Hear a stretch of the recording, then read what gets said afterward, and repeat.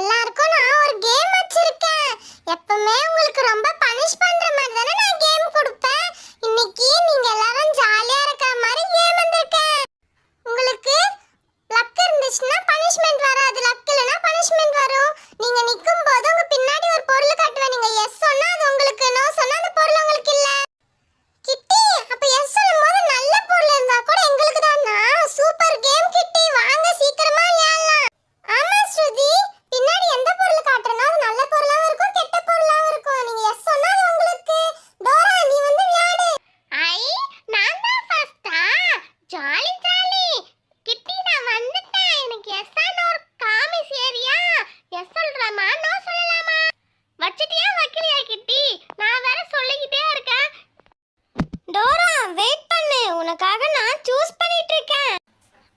உனக்கான பொருளை நான் சூஸ் பண்ணிட்டேன். சரி சரி சரி, இப்ப சொல்லு, உனக்கு எஸ் வேணுமா நோ வேணுமா?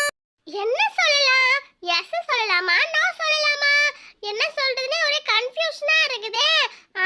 என்ன சொல்லலாம்? சரி, ஃபர்ஸ்ட் காமிக்கிறேங்க. அப்ப நம்ம எஸ் சொல்லிடலாம். கிட்டி, எனக்கு எஸ் தான். எங்க காமி?